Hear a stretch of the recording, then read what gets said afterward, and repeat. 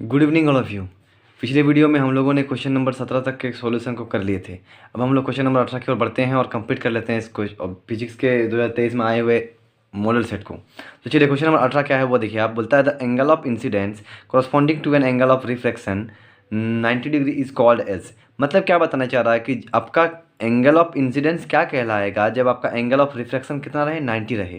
तो इस चीज़ को समझने के लिए हम लोग क्या करते हैं, एक टोटल इंटरनल रिफ्लेक्शन की घटना को देखते हैं। चलिए यहाँ पे हम आप लोग के नोट्स लेके आए हैं। यहाँ पे देखिए टोटल इंटरनल रिफ्लेक्शन है ना, जिसको हम TIR बोलते हैं। अब ये क्या होता है वो देखिए।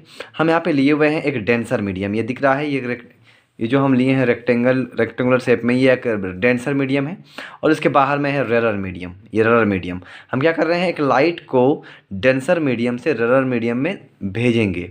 ठीक है, कहाँ से कहाँ लाइट ट्रेवल करेगी, डेंसर से रेरर में। तो हमको पता है जब लाइट डेंसर से रेरर में ट्रेवल करती है तो वो जो नॉर्मल होता है, नॉर्मल से वो क्या करता है, दूर भागता है। तो यहाँ पे सेम घटना वही हो रहा है कि लाइट हम क्या कर रहे हैं, डेंसर मीडियम से रेरर में भेज रहे हैं। तो जैसे ही वो जा रहा है, ये नॉर्मल है, नॉर्मल से वो दूर भाग गया। फिर हमें क्या करेंगे, जब ये यहाँ पे गिरेगी तो और दूर भागेगी, ये लाइट और नीचे आएगा। फिर ऐसे करते करते मतलब हम क्या कर रहे हैं, डेंसर को जब रेरर में भेज रहे हैं तो लाइट क्या हो रहा है कि नॉर्मल से दूर हो रहा है। तो इस प्रकार से ये दूर होते होते होते होते एक कंडीशन ऐसा आएगा, जो यहाँ पे हम लिख दिए हैं। देखिए एक कंडीशन ऐसा आएगा कि ये जो लाइट यहाँ से जाएगी और उसके बाद जो वो नॉर्मल से दूर होते हुए ये जो डेंसर मीडियम है, डेंसर मीडियम के सरफेस में से हुए चल जाएगी इस प्रकार से। और जब वो इस प्रकार से जाएगी तो जो ये आर होता है, आर मतलब एंगल ऑफ रिफ्रैक्शन है, किसके बराबर, 90 के बराबर। और ये होता है मेरा एंगल ऑफ इंसिडेंस। उस समय इस एंगल ऑफ इंसिडेंस को हम बोलते हैं क्रिटिकल एंगल। क्या बोलते हैं हम उसको, क्रिटिकल एंगल। क्रिटिकल एंगल, और हम इसको डिनोट करते हैं IC से। हम इसको डिनोट करेंगे IC से।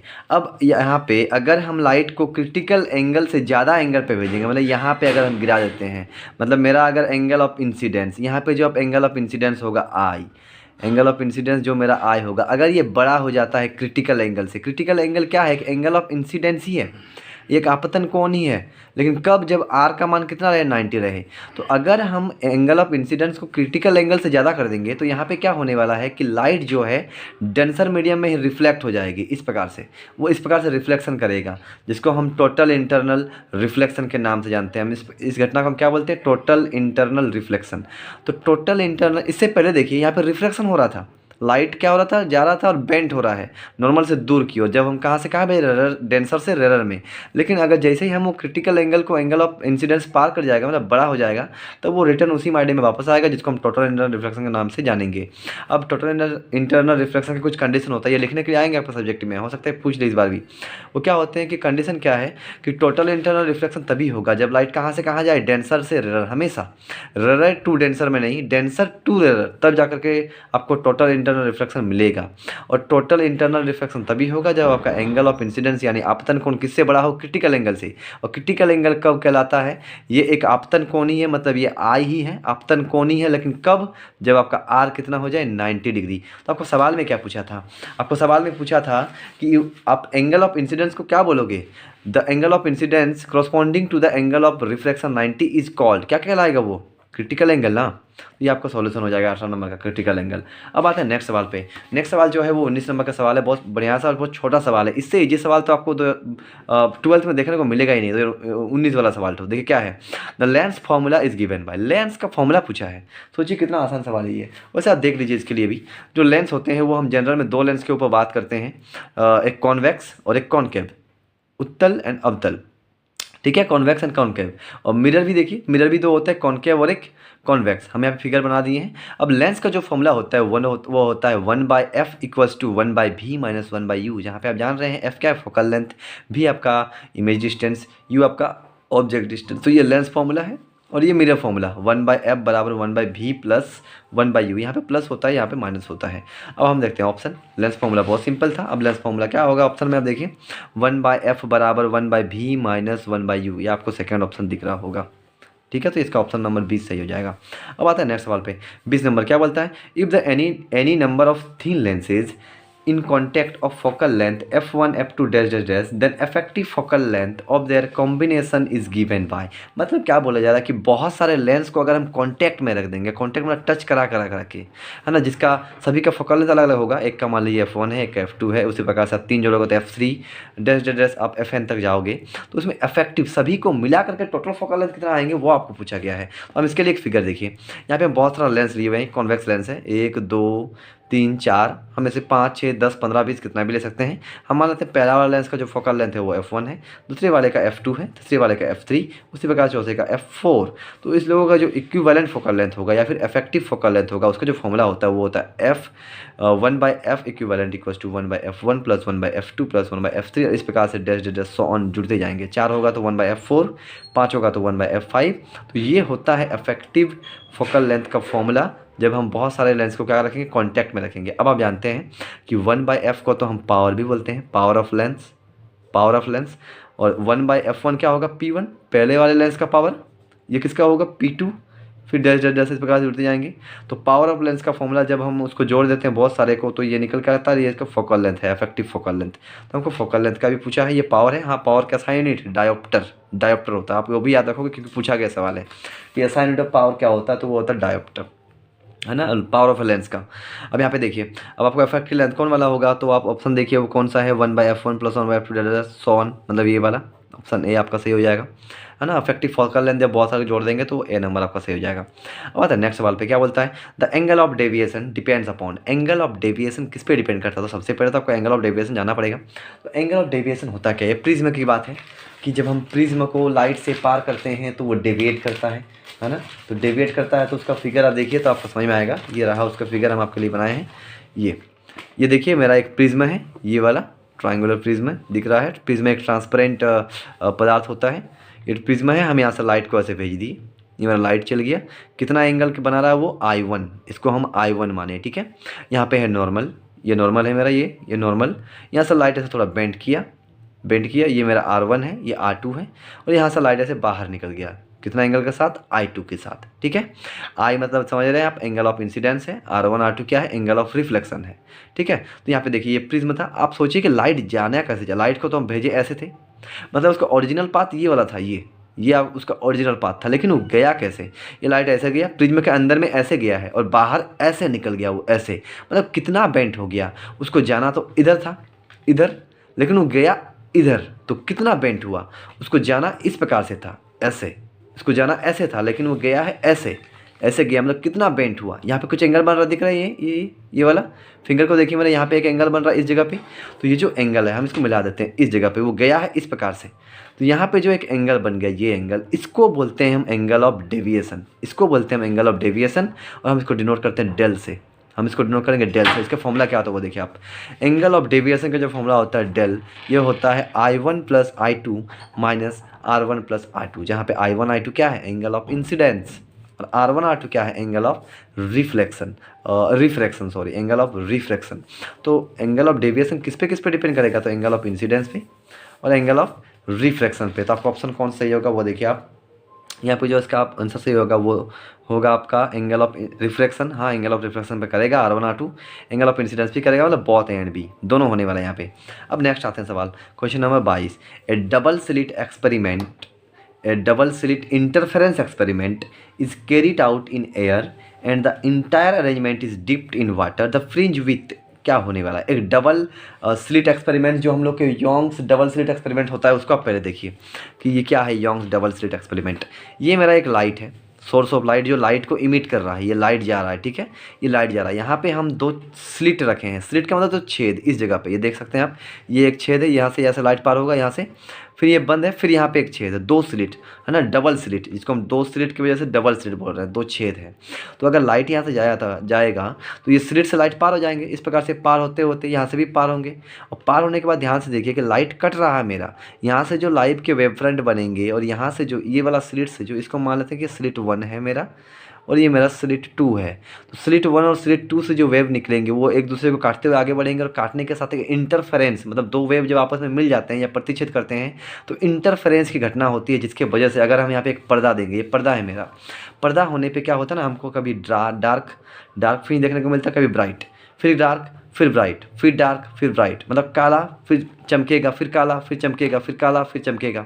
इस प्रकार के फ्रिंजेस देखने को मिलते हैं। तो यहाँ पे क्या बोला गया कि क्वेश्चन में क्या बोला गया कि इस एक्सपेरिमेंट को पहले किया जा रहा है एयर पे, फिर हम पूरे इंटायर जो हम लोग का अरेंजमेंट है, ये जो अरेंजमेंट है हम इसको पानी के अंदर ले जाएंगे। मतलब इसी एक्सपेरिमेंट को एक बार करेंगे हम हवा में, एयर में, है ना, अपने रूम में मेरा क्या होता है, एयर होता है, और हम इसी एक्सपेरिमेंट को करेंगे वो पानी के अंदर। तो किसमें आपको फ़र्क पूछा, तो फ्रिंज विथ में, फ्रिंज विथ। अब फ्रिंज विथ क्या होता है, तो फ्रिंज विथ जो होता है वो दो कंजिक्यूटिव लगातार ब्राइट और दो लगातार डार्क। हम यहाँ क्या बोले कि ब्राइट डार्क ब्राइटर देखेगा, पहले डार्क फिर ब्राइट, फिर डार्क फिर ब्राइट। तो दो ब्राइट या फिर दो डार्क के बीच का जो डिस्टेंस होता है हम उसको बोलते हैं फ्रिंज विथ। उसके बीच का सेपरेशन को हम बोलते हैं फ्रिंज विथ। डिनोट करते हैं बीटा से, फॉर्मूला होता है lambda D by small D, lambda D by small D. ठीक है, हमको पता करना है कि जब हम इसको एयर में करेंगे उसके बाद जो फ्रिंज विथ आएगा, उसके बाद जब हम इसको पानी में ले जाएंगे तब जो फ्रिंज विथ आएगा, क्या उसमें क्या होगा, कमी होगा, ज़्यादा होगा, वही आपको पूछा है ऑप्शन में। इंक्रीज डिक्रीज, है ना, रिमेन्स अनचेंज, कोई चेंज नहीं आएगा, या फिर फ्रिंज विच पैटर्न डिसअपियर हो जाएंगे, मतलब यहाँ पे कोई फ्रिंज विच का सेपरेशन नहीं मिलेगा आपको। तो आपको क्या होने वाला है वो देखिए। सबसे पहले तो लाइट पहले कहाँ पे होने वाला है, एयर पे। तो लाइट जब एयर पे चलेगी तो लाइट का स्पीड एयर पे क्या होता है, 3 × 10⁸ मीटर पर सेकेंड। जब हम इसको ले जाएंगे पानी में तो पानी में लाइट का जो स्पीड होगा वो घट जाएगा। हम समझ रहे हैं कि एयर में लाइट की स्पीड ज़्यादा होगा, पानी में एयर का स्पीड क्या होगा, कम होगा, क्योंकि हम जानते हैं पानी का रिफ्रैक्टिव इंडेक्स क्या होता है, ज़्यादा होता है, किसकी अपेक्षा, एयर की अपेक्षा। हम एक फॉर्मूला जानते हैं, ये फॉर्मूला होता है स्पीड ऑफ लाइट के लिए, v equals to lambda nu, जहाँ पे v होता है स्पीड ऑफ लाइट, या फिर आप स्पीड पकड़ लो, वेलोसिटी, लेमडा क्या है, वेवलेंथ, और न्यू क्या है, फ्रीक्वेंसी। आपको बता दें कि हम अगर मीडियम को चेंज करेंगे, मतलब एयर से हम वाटर ले जाएंगे, तो फ्रीक्वेंसी कभी भी चेंज नहीं होता है, फ्रीक्वेंसी चेंज नहीं होगा, रिमेन्स अनचेंज रहता है। तो यहाँ पे क्या होगा, अब सोचिए कि यहाँ पे मेरा जब हम एयर से पानी में जा रहे हैं तो वेलोसिटी क्या होगी, घट गया, वेलोसिटी घट गया। अब यहाँ पे ये तो आपको रिमेन अनचेंज है, म्यू आपका रिमेन अनचेंज, चेंज नहीं होगा, तो कौन घटा होगा कि v का मान घट गया, ऑब्वियसली लेमडा घट गया होगा। ये तो अनचेंज है, ये जैसा था वैसे ही है, तो लेमडा यहाँ पे डिक्रीज़ करेगा, तब जा करके v क्या होगा, डिक्रीज़ होगा। मतलब हम क्या बताना चाहते हैं कि जब पूरे अरेंजमेंट को हम पानी के अंदर में डुबो देंगे तो जो लेमडा होगा मेरा, लेमडा यानी वेवलेंथ, वो घट जाएगा, और लेमडा घट जाने की वजह से उसका वेलोसिटी भी क्या होगा, स्पीड भी क्या होगा, वो घट जाएगा। अब आते हैं फ्रिंज विथ पे। फ्रिंज विथ का फॉर्मूला होता है lambda D by small D. अब अगर लेमडा आपका घट जाएगा, अगर लेमडा घट जाएगा, ये ऊपर है, तो फ्रिंज विथ भी क्या होगा, ये भी घटेगा, डायरेक्टली प्रोपोर्शनल। फ्रिंज विथ जो होता है वो लेमडा का डायरेक्टली प्रोपोर्शनल होता है। अगर लेमडा घटेगा तो फ्रिंज विथ भी क्या होगा, घटेगा, मतलब डिक्रीज़ करेगा। तो इसका आंसर कौन सा होगा, आपका बी नंबर, डिक्रीज़। हाँ, यहाँ पे ये सवाल भी आपसे पूछा जा चुका है एक बार कि हम जब इस एक्सपेरिमेंट को पानी के अंदर में ले जाएंगे तो क्या रिमेन्स अनचेंज रहेगा, मतलब क्या चेंज नहीं होगा, तो फ्रीक्वेंसी है, frequency of the light remains unchanged. ठीक है, आप उसको भी याद रखोगे। अब आते हैं नेक्स्ट सवाल पे, क्वेश्चन नंबर 23। बढ़िया सवाल है, आप मज़े से करिए इसको, है ना, आपका बढ़िया मार्क्स से आप पास हो जाओगे 12th। अब चले आप आते हैं अब 23 नंबर सवाल में क्या बोल रहा है कि the wave front due to a source situated at infinity यानी अगर मान लीजिए कोई सोर्स जो है, कोई जहाँ से लाइट निकल रहा है वो इन्फिनिटी में है, इन्फिनिटी यानी अनंत में है, अनंत में। तो अनंत से आता हुआ लाइट पैरेलल ऐसे आएंगे, पैरेलली आएंगे लाइट सबके सब, अनंत से बहुत दूर से लाइट जो आ रहे हैं वो पैरेलल आएंगे। अब अगर हम यहाँ पे एक वेव फ्रंट बनाएंगे, वेव फ्रंट मतलब सभी पॉइंट को हमको मिला देना है, तो वेव फ्रंट कैसे बनेगा, अगर प्लेन आ रहे हैं, मतलब एक प्रकार से वो पैरेलल आ रहे हैं, तो इस प्रकार का वेव फ्रंट बनेगा। और इस प्रकार का वेव फ्रंट को हम क्या बोलते हैं, plane wave front, plane wave front बोलते हैं, प्लेन वेव फ्रंट। अब ऑप्शन में देखेंगे क्या प्लेन वेव फ्रंट दिया हुआ है, ऑप्शन में दिया हुआ है आपका spherical wave front, cylindrical, planner.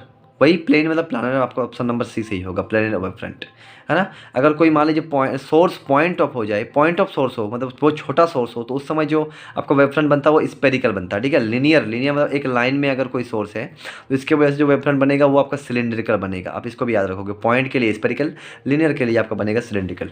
अब नेक्स्ट सवाल आते हैं 24 नंबर, क्या बोलते हैं, the phenomena of interference is based on. अभी हम लोग एक डबल स्लिट एक्सपेरिमेंट से इंटरफेरेंस की घटना देखें। इंटरफेरेंस का मतलब क्या होता है कि दो लाइट जब आपस में प्रतिचित करेगी, जैसे यहाँ पे कर रहा है, देखो ये लाइन कट गया, ये एक इधर से और एक इधर से, जहाँ जहाँ कट रहा है वहाँ पे क्या हो रहा है, इंटरफेरेंस हो रहा है। और इंटरफेरेंस के वजह से हमको कभी नहीं मिलता है ब्राइट, मतलब चमकता हुआ, तो कभी मिलता है डार्क, एकदम काला, है ना। तो ये जो इंटरफेरेंस है, तो ये बोलता है किस पे आधारित है, वही पूछा है ना कि द फेनोमेना मतलब घटना जो हो रहा है इंटरफेरेंस का, इज बेस्ड ऑन, किस पे बेस्ड है, conservation of momentum, conservation of energy, momentum energy, या क्वांटम नेचर ऑफ लाइट। तो यहाँ पे क्या होता है वो देखो, पहले तो ये लाइट जो आ रहा है वो अपने लाइट के पास एक एनर्जी होता है, फिर यहाँ पे इंटरफेरेंस की घटना हुआ, इस जगह में इंटरफेरेंस की घटना हुआ, मतलब मिले वेव, मिलने के साथ में यहाँ पे क्या हो रहा है, पहले मान लो डार्क हो गया, डार्क मतलब उसका एनर्जी नहीं है, जीरो, है ना, एनर्जी नहीं, डार्क हो गया, काला हो गया, है ना, उसमें लाइट एनर्जी नहीं है। अब उसके बाद फिर ब्राइट, एनर्जी बढ़ गया, फिर घट जाएगा एनर्जी डार्क, फिर ब्राइट, फिर बढ़ेगा, फिर डार्क, फिर घटेगा, फिर ब्राइट, मतलब कभी आपका एनर्जी घट रहा है, कभी आपका एनर्जी बढ़ रहा है। अब ये सोचिए कि ये जो एनर्जी यहाँ पे डार्क ब्राइट ये आ कहाँ से, लाइट से। हम ये भी जानते हैं कि लाइट में ना तो एनर्जी बढ़ सकता ना घट सकता, मतलब यहाँ पे जो डार्क हो गया एनर्जी घट गया, तो ये एनर्जी बढ़ेगा किसके फॉर्म में, ब्राइट फ्रिंज के फॉर्म में, फिर घटेगा डार्क में, फिर बढ़ेगा ब्राइट में। मतलब यहाँ पे law of conservation of energy का फॉलो हो रहा है ना, कभी डार्क तो कभी ब्राइट, कभी डार्क तो कभी ब्राइट, मतलब एनर्जी यहाँ पे ना बढ़ रहा है ना घट रहा है, बस ट्रांसफर हो रहा है, कभी डार्क फ्रिंज में कभी ब्राइट फ्रिंज में। यहाँ पे देखने वाली बात ये था, यहाँ पे ऑप्शन कौन सही होगा आपका, कंजर्वेशन ऑफ एनर्जी इसका सही आंसर हो जाएगा। अब नेक्स्ट सवाल पे आते हैं, क्या बोलता था, charge of a photon of electron is, photon electron पे चार्ज कितना होता है। तो सबसे पहले फोटोन इलेक्ट्रॉन क्या होता है वो देखिए। ये मान लीजिए आपके पास एक मेटल का प्लेट है, ये एक मेटल का प्लेट है, मेटल समझ धातु का प्लेट। अब मेटल के पास इलेक्ट्रॉन्स होते हैं, फ्री इलेक्ट्रॉन्स। हम क्या कर रहे हैं, इसमें फोटोन दे रहे हैं। फोटोन का मतलब लाइट एनर्जी है ना, लाइट एनर्जी हम इसको दे रहे हैं। अब लाइट एनर्जी अगर मेटल पे गिरते रहेगा तो मेटल गर्म होगा, गर्म होने के साथ इलेक्ट्रॉन्स अपना जगह छोड़ के बाहर निकल जाएंगे, इलेक्ट्रॉन्स फ्री होकर के बाहर निकल जाएगा इस प्रकार से। अब ये जो इलेक्ट्रॉन्स बाहर निकल गए, ये जो इलेक्ट्रॉन्स बाहर निकल गए किसके वजह से निकले, फोटोन, लाइट एनर्जी की वजह से, इसलिए हम इस इलेक्ट्रॉन को बोलते हैं फोटो इलेक्ट्रॉन। अब ये फोटो इलेक्ट्रॉन हो चाहे सिंपल इलेक्ट्रॉन हो, इलेक्ट्रॉन पर चार्ज होता कितना है, तो वो होता है -1.6 इंटू 10⁻⁻19 कूलम, यही चार्ज होगा, है ना। इलेक्ट्रॉन पे जो चार्ज होता है वही फोटो इलेक्ट्रॉन का भी चार्ज होगा, क्योंकि फोटो इलेक्ट्रॉन नाम अलग है, इलेक्ट्रॉन समझ रहे हैं, फोटो इलेक्ट्रॉन क्यों बोला जाता है, क्योंकि फोटोन की वजह से वो आ रहा है। तो इलेक्ट्रॉन पे चार्ज इतना होना चाहिए 1.6 इंटू 10⁻⁻19 कूलम। यहाँ पे ऑप्शन देखते हैं, ऑप्शन पे यहाँ पे एक भी ऑप्शन ऐसा नहीं है यहाँ पे, तो इसका कौन सा आंसर सही होगा, नॉन ऑफ दिस, है ना। 1.6 नहीं दिख रहा है कहीं पे, तो नॉन ऑफ दिस होगा। अब आता है नेक्स्ट नंबर सवाल 26 number, the strength of the photo electric current depends upon, photo electric current क्या है। तो सबसे पहले यहाँ पे देखिए, यहाँ पे हमको फोटो इलेक्ट्रॉन्स मिल गया। ये फोटो इलेक्ट्रॉन्स कैसे मिले, फोटोन की वजह से इलेक्ट्रॉन फ्री होकर के मेटल से बाहर निकल गए। अब ये बाहर निकल गए तो ये मोशन में आएंगे, मतलब इसके पास काइनेटिक एनर्जी होगी। अगर हम यहाँ पे एक एक्सटर्नल इलेक्ट्रिक फील्ड का अप्लाई करते हैं तो हम इस फ्री इलेक्ट्रॉन से एक इलेक्ट्रिक करंट की प्राप्ति करते हैं, जिसको हम फोटो इलेक्ट्रॉन कहते हैं। आपके इस फोटो इलेक्ट्रॉन से फोटो करंट बनाने के लिए आपके पास एक एक्सपेरिमेंट भी दिया हुआ है आपके एनसीईआरटी में, आप वहाँ से भी इसका तैयारी कर सकते हो। अब फोटो इलेक्ट्रॉन्स बनेगा तो डिपेंड किस पे करेगा। आप सोचिए जितने ज़्यादा इलेक्ट्रॉन्स बाहर निकलेंगे इस मेटल से, उतने ही आसानी होगा मेरे को इलेक्ट्रॉन को चलाने में। इलेक्ट्रॉन्स फ्री हैं, इलेक्ट्रॉन पे चार्ज है, और चार्ज अगर फ्लो करेगा तो करंट बनेगा, जो करंट बनेगा हम उसको बोलेंगे फोटो करंट, ठीक है। तो ये निकल क्यों रहा है, ये इलेक्ट्रॉन निकल क्यों रहा है, फोटोन की वजह से ना। तो फोटोन क्या है, एक लाइट एनर्जी है। अब ये सोचिए कि लाइट जो यहाँ पे गिर रहा है, इस लाइट का इंटेंसिटी, तीव्रता जितना ज़्यादा होगा इलेक्ट्रॉन्स उतने ही बाहर निकलेंगे। मतलब यहाँ पे सन का लाइट अगर हम देते हैं, और अगर कोई एक बच्चा इस यहाँ से टॉर्च देता है, अपना टॉर्च का लाइट देता, तो कहाँ से इलेक्ट्रॉन ज़्यादा निकलेंगे, तो ऑब्वियसली बात है इंटेंसिटी किसकी ज़्यादा है, तो सन के लाइट का। तो सन के लाइट का इंटेंसिटी ज़्यादा होने की वजह से यहाँ पे इलेक्ट्रॉन जल्दी बाहर निकलेंगे। मतलब क्या है कि जो फोटो करंट यहाँ पे बनेंगे वो डिपेंड करेगा इंटेंसिटी ऑफ लाइट पे, कि लाइट कितना तीव्र है, इंटेंसिटी ऑफ लाइट पे डिपेंड करेगा, ठीक है। Intensity of the incident radiation, ये इसका सही आंसर होगा। अब आता है नेक्स्ट नंबर सवाल पे, D Broglie's wavelength of a body of mass m and kinetic energy E is given by. अब डी ब्रोगली का जो वेवलेंथ होगा उसको हमको किसके टर्म में देना है, m के टर्म में, और काइनेटिक एनर्जी E के टर्म में। अब डी ब्रोगली का एक हाइपोथेसिस होता है, वो क्या बोलते हैं कि according to de Broglie's hypothesis, वो क्या बोलते हैं कि every matter in this universe have dual nature, one is particle and another is wave nature. सभी पदार्थ के पास दो नेचर होते हैं, एक पार्टिकल का और एक वेव का। सबसे पहले डी ब्रोगली का वेवलेंथ का फॉर्मूला देखिए, वो होता है ये वाला, वेवलेंथ मतलब लेमडा, फॉर्मूला होता है h/p। h/p ये आप जरूर याद रखोगे, यहाँ से एक शॉर्ट क्वेश्चन भी आते हैं, है ना, न्यूमेरिकल्स बनाने के लिए। डी ब्रोगली का वेवलेंथ निकालो, जहाँ पे कुछ दिया रहेगा आपको, आप देख लीजिएगा, ठीक है। अब आते हैं कि यहाँ पे h क्या है, तो h आपका प्लांक्स कांस्टेंट है, प्लांक्स कांस्टेंट, ठीक है। अब प्लांक्स कांस्टेंट का मान कितना होता है, तो वो तो 6.67 इंटू 10⁻34 जूल सेकेंड। और p का मतलब क्या है, मोमेंटम, संवेग, फॉर्मूला होता है m इंटू v, p का फॉर्मूला क्या है mv। अब हम आते हैं कि डी ब्रोगली का वेवलेंथ हम m और e के टर्म में कैसे लिखेंगे। यहाँ पे तो किसके टर्म में दिया हुआ, h और p के टर्म में, e और m के टर्म में देखेंगे। तो e को क्या बोला गया, यहाँ पे e को बोला गया काइनेटिक एनर्जी। अब काइनेटिक एनर्जी का फॉर्मूला क्या होता है, तो वो होता है हाफ mv², ठीक है। हम दो इधर डिवाइड में इधर आएगा तो मल्टीपल में, 2e बराबर हो जाएगा इधर mv² बचेगा, ठीक है। फिर हमें क्या करेंगे, 2e का 2e लिख देंगे, mv² हम क्या करेंगे, इसको m से गुना भी करेंगे और m से डिवाइड भी करेंगे, m से गुना भी और m से डिवाइड भी, तो कुछ नहीं होगा, फर्क नहीं पड़ेगा, ठीक है। यहाँ पे हम m क्या डिवाइड में है, हम इस m को ले आएंगे इधर, तो ये मल्टीपल में होगा, मतलब 2em आएगा, और यहाँ पे बन जाएंगे ये जो m है ऊपर वाला, इसको हम कर देंगे m से गुना, तो ये बन जाएगा m स्क्वायर वी स्क्वायर। समझ रहे हैं, ऊपर वाला m को हम m से गुना कर देंगे तो m स्क्वायर वी स्क्वायर का वी स्क्वायर, m इधर डिवाइड में होगा, इधर जाएगा तो मल्टीपल में आएगा। अब ये 2m का 2m हम उतार देंगे जैसे तैसे। अब यहाँ पे m में वी स्क्वायर है, वी में स्क्वायर है, तो हम इसको होल स्क्वायर लिख सकते हैं। अब m भी क्या है, m भी तो आपका मोमेंटम है, देख सकते हैं m भी क्या है, m भी आपका मोमेंटम है।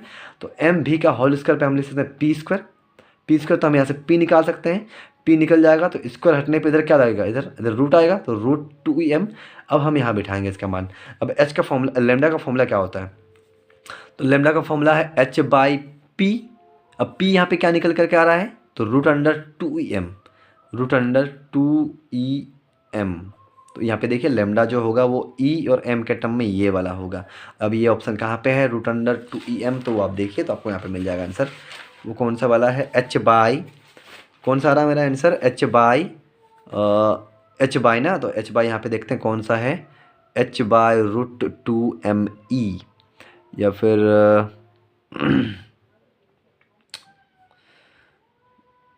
h बाई 2me है, 2me बाई रूट h है, h बाई me, यहाँ पे कौन सा आंसर, ये रूट है, h बाई रूट 2me यही वाला है शायद। ऑप्शन में थोड़ा सा यहाँ पे प्रिंटिंग मिस्टेक दिख रहा है, रूट देखिए, अगर यहाँ पे रूट 2me है, ई यहाँ पे स्मॉल दे दिया गया है ना, तो यहाँ पे रूट नहीं दिया, देखिए h बाई रूट यहाँ पे दिया ही नहीं, 2me दिया लेकिन रूट नहीं दिया है। अगर यहाँ पे रूट होता तो ये वाला आंसर सही होता, तो कौन वाला होगा आप देख लीजिएगा, आंसर इसका ये वाला होगा, lambda equals to h by root under 2em, ये आएगा उसके टर्म में लेमडा का फॉर्मूला। सही है, यहाँ पे ऑप्शन में दिख नहीं रहा है, यहाँ पे रूट दिया है तो ई देखिए छोटा में दिया है, यहाँ पे 2me दिया तो रूट नहीं दिया है, ये वाला तो होगा ही नहीं दोनों, तो दोनों में से कोई एक होगा, यहाँ पे थोड़ा सा मिस्टेक है, आप देख लीजिएगा, ये इसका फॉर्मूला आएगा। अब नेक्स्ट पे आते हैं 28 number, Rutherford experiment suggested that the size of the nucleus is about, जो एक परमाणु में जो न्यूक्लियस का साइज होता है, न्यूक्लियस बहुत छोटे होते हैं जिसमें प्रोटॉन और न्यूट्रॉन रहते हैं, तो न्यूट्रॉन का साइज में रदरफोर्ड क्या बताया है कि न्यूक्लियस का साइज कहाँ से कहाँ हो सकता है, तो वो बताए थे कि वो होता है 10⁻15 मीटर -15 मीटर टू 10⁻14 मीटर। तो ये जहाँ पे आपको ऑप्शन में मिलेगा वही सही होगा। अब इसका देखते हैं कि इसका ऑप्शन कहाँ पे दिया हुआ है, तो यहाँ पे तो वो नहीं है, या 10⁻14 टू 12 है, -12 ये नहीं होगा। बात है नेक्स्ट पे, ये -15 टू -13 है, ये भी नहीं होगा, -15 टू -14 ये होगा, ऑप्शन नंबर सी। और नेक्स्ट क्या बोल रहा है कि which of the following spectral series falls within the visible range of electromagnetic radiation, है ना, कौन से सीरीज जो है वो विजिबल होते हैं इलेक्ट्रोमैग्नेटिक रेडिएशन में। तो आपको बता दें इसमें से जो आपको विजिबल मतलब जो आप देख सकते हो दृश्य होते हैं, है ना, स्पेक्ट्रल सीरीज में, है ना, तो वो होते हैं आपके बाल्मेर सीरीज। आप लाइमन सीरीज, पासन सीरीज और पिफन सीरीज को भी पढ़ोगे, ये आप हो सकता है कि इस बार सवाल आए इसके ऊपर, ये एटम जो आप एक चैप्टर है आपका एटम, वहाँ का ये सवाल है, ठीक है। अब आते हैं नेक्स्ट सवाल पे, क्वेश्चन नंबर 30 नंबर, क्या बोलते हैं, radio active nucleus emits a beta particle, the parent and daughter nuclei are, radio active nucleus समझ रहे हो, जिसका न्यूक्लियस क्या होगा, हैवी होगा, हैवी न्यूक्लियस से क्या होता है, रेडियो एक्टिविटी होता है, स्पॉन्टेनियस इमिशन ऑफ रेडिएशन, जिसको हम रेडियो एक्टिविटी बोलते हैं। तो मान लीजिए कि एक रेडियो एक्टिव न्यूक्लियस है, वहाँ से वो बीटा पार्टिकल का इमिट कर रहा है, तो वहाँ पे जो पेरेंट मतलब जहाँ से वो इमिट करेगा और इमिट करने के बाद जो उसका डॉटर न्यूक्लियाई बनेगा वो क्या होंगे, आइसोटोप होगा, आइसोटोन होगा, आइसोमर या आइसोबार्स होते हैं। सबसे पहले आप इसको समझने के लिए आप यहाँ पे देखिए, मान लीजिए आपके पास एक एलिमेंट है, रेडियो एक्टिव एलिमेंट, हम नीचे उसका परमाणु संख्या लिखते हैं Z एटॉमिक नंबर, और ऊपर में होता है उसका मास नंबर A।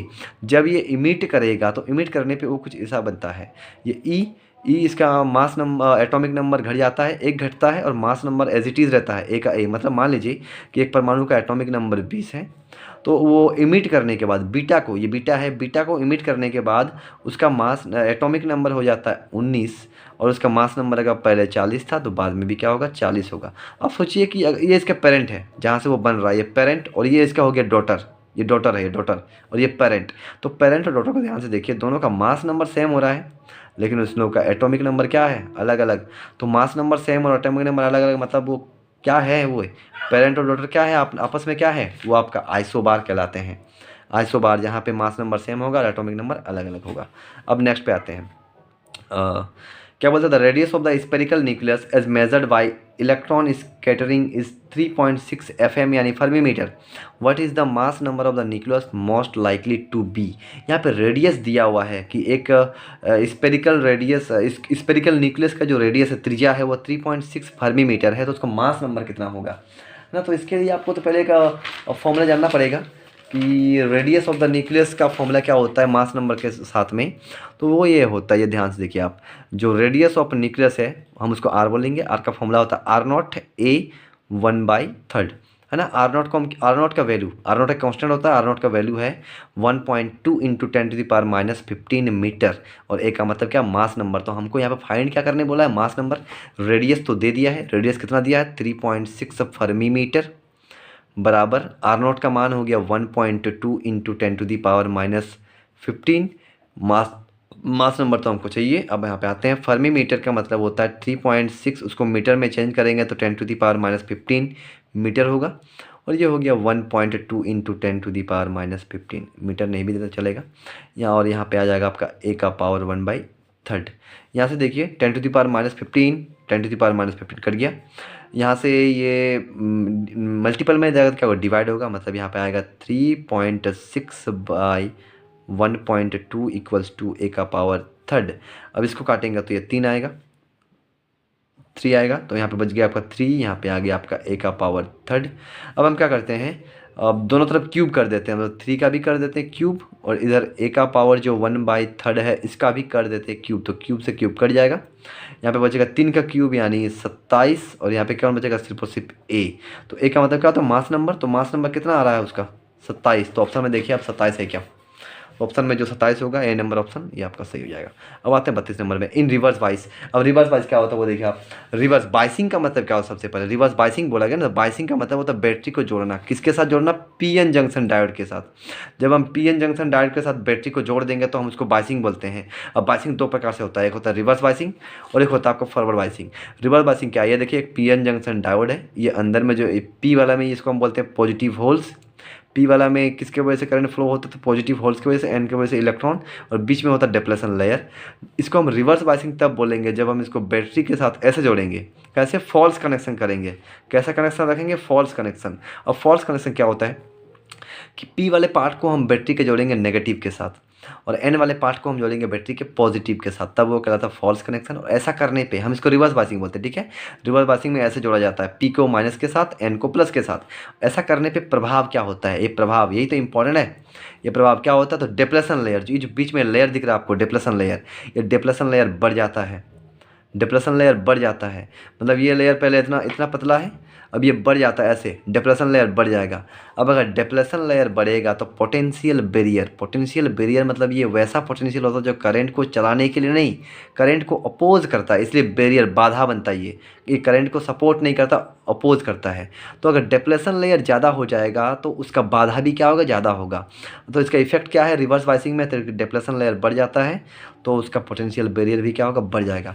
अब आप जान रहे हैं कि फॉरवर्ड बाइसिंग हम किसे बोलेंगे, जब पीएन जंक्शन के पी को जोड़ेंगे प्लस से, एन को जोड़ेंगे माइनस से, हम इसको बोलते हैं ट्रू कनेक्शन। और इसमें प्रभाव क्या होता है, डिप्लेशन लेयर शॉर्ट होता है, घट जाता है, ये शॉर्ट हो जाता है। अब ये शॉर्ट हो गया तो उसका बैरियर भी क्या होगा, घट जाएगा। तो ये होता है इस पे इफेक्ट। हमको किसका पूछा, रिवर्स बाइसिंग का। अब रिवर्स बाइसिंग में आपका डिप्लेशन लेयर भी बढ़ेगा और पोटेंशियल बैरियर भी बढ़ेगा। तो आपको ऑप्शन देखिए कौन सही होगा। यहाँ पे पहले बोलता large amount of current flow, नहीं, लार्ज अमाउंट ऑफ करंट तो फ्लो होगा ही नहीं, क्योंकि उसका पोटेंशियल बैरियर क्या होगा, बढ़ जाएगा, करंट को वो रोकेगा। नो करंट फ्लो, ऐसा नहीं है कि कोई करंट फ्लो नहीं है, तो होगा लेकिन बहुत कम होगा। सी नंबर क्या बोल रहा है, potential barrier across junction increases, तो सही है कि पोटेंशियल बैरियर आपका बढ़ेगा। लास्ट क्या बोल रहा है, डिप्रेशन लेयर रेजिस्टेंस इंक्रीजेज, और डिप्रेशन लेयर भी बढ़ेगा। तो इसका ऑप्शन में दोनों आंसर सही होना चाहिए, लेकिन यहाँ पे आपको एक करना था, तो यहाँ पे आप बता दें, यहाँ पे ये क्वेश्चन में थोड़ा गलती हो गया है। यहाँ पे दोनों आंसर सही होगा, सी एंड डी दोनों सही होगा। डिप्लेशन लेयर भी बढ़ता है, साथ में आपका पोटेंशियल बैरियर भी बढ़ता है। अब आता है नेक्स्ट सवाल पे। नेक्स्ट सवाल क्या है आपका, तो नेक्स्ट सवाल आपका है ये नहीं है नेक्स्ट सवाल, चलिए ये हो गया नेक्स्ट सवाल। क्या बोलता था, obtain P type silicon semiconductor we need to dope pure silicon with. अब यहाँ पे देखिए आप, दो प्रकार के सेमीकंडक्टर तो हमको देखने को मिले जाते हैं, एक होता है पी टाइप, एक होते हैं एन टाइप। पी टाइप में करंट को कौन फ्लो कराता है, तो holes, positive holes. N type में कौन कराता है, तो फ्री इलेक्ट्रॉन्स, है ना। पी टाइप में किसके वजह से करंट फ्लो होता है, होल्स के वजह से। एन टाइप में फ्री इलेक्ट्रॉन्स के वजह से। अब पी टाइप लाने के लिए, मतलब पी टाइप सेमीकंडक्टर बनाने के लिए हमको सिलिकॉन के साथ मिलाना पड़ता है ट्राईवैलेंट एलिमेंट को। ट्राईवैलेंट का मतलब होता है जिसके वैलेंस लास्ट कक्षा में 3 इलेक्ट्रॉन हो। अब 3 इलेक्ट्रॉन किसके होते हैं, तो ग्रुप 13 के। अब ग्रुप 13 में कौन कौन है, बोरॉन है, एल्यूमिनियम है, गैलियम है, इंडियम है, थैलियम। इस प्रकार से ये होते हैं आपके ट्राईवैलेंट। अगर हम इसको सिलिकॉन के साथ मिला देंगे तो ये बना के देगा पी टाइप। यही तो आपसे पूछा है कि पी टाइप हम लोग कहाँ से प्राप्त करेंगे, तो पी टाइप हम कहाँ से प्राप्त करेंगे, तो ट्राईवैलेंट से। अब ट्राईवैलेंट कौन है यहाँ पे, एल्यूमिनियम तो ट्राईवैलेंट है, फॉस्फोरस तो पेंटा, ऑक्सीजन तो आपको ग्रुप 16 का है। मतलब यहाँ पे आंसर कौन होगा, तो एल्यूमिनियम होगा, क्योंकि ये ट्राईवैलेंट है। यहाँ पे आपको पी टाइप पूछा, हो सकता है एन टाइप भी पूछ ले कि एन टाइप हम कैसे बनाते हैं। तो एन टाइप के लिए हम सिलिकॉन में मिलाते हैं पेंटावैलेंट, मतलब जिसके बाहर में 5 होता है। 5 किसका होता है, ग्रुप 15 का। कौन कौन होता है group 15, nitrogen, phosphorus, arsenic, antimony and bismuth. तो यहाँ पे पी टाइप पूछा था इसलिए एल्यूमिनियम हुआ। अगर एन टाइप पूछता तो कौन होता, फॉस्फोरस। याद रखें इसको, ठीक है। अब नेक्स्ट सवाल पाते हैं। आपका 34 नंबर सवाल क्या बोलता है कि in semiconductor which are responsible conduction. Semiconductor में कौन उत्तरदायित्व होता है चालन के लिए, तो सेमीकंडक्टर में एक P type, N type. P type में होल्स होता है, एन टाइप में इलेक्ट्रॉन्स होता है। तो ओनली इलेक्ट्रॉन्स होगा, इलेक्ट्रॉन एंड होल बोथ होंगे, तो दोनों होंगे, इलेक्ट्रॉन एंड होल्स दोनों होंगे। अब आता है नेक्स्ट पे, in full wave rectifier input AC current has a frequency भी। एक इनपुट एसी का फ्रीक्वेंसी कितना है, वी। तो the output frequency of current is, output frequency कितना होगा, तो यहाँ पे देखते हैं। यहाँ पे फुल वेव रेक्टिफायर का सर्किट ये होता है। यहाँ पे ये इनपुट वोल्टेज इस प्रकार से जाते हैं, जिसमें पॉजिटिव हाफ साइकिल भी होता है, नेगेटिव भी होता है, पॉजिटिव भी होता है, हाफ नेगेटिव भी होता है। सबसे पहले रेक्टिफायर किस काम में आता है, तो वो एसी को कन्वर्ट करता है डीसी में, ठीक है। एसी को कन्वर्ट कर देगा डीसी में। अब यहाँ पे क्या होगा कि ये होता है इनपुट वोल्टेज और ये होता है आउटपुट वोल्टेज का डायग्राम। आउटपुट वो ऐसे देता है, ठीक है। हाफ साइकिल के लिए भी देगा, पॉजिटिव हाफ के लिए भी देगा और नेगेटिव हाफ के लिए भी देगा। तो ये क्या होगा कि यहाँ से जो फ्रीक्वेंसी जाएंगे, अगर पहले वो इनपुट में वी था तो फुल वेव में वो हो जाते हैं 2v, 2 गुना, क्योंकि वो पॉजिटिव में भी मिलेगा वी और नेगेटिव वाले में भी मिलेगा वी। 2v की स्पीड से वो 2v फ्रीक्वेंसी से वो निकलता है आउटपुट वोल्टेज, किसमें, फुल वेव रेक्टिफायर में। तो इसका आंसर कौन सा होगा, तो वो होगा आपका 2v। तो ये हो चुका हम लोग का कंप्लीट, ठीक है।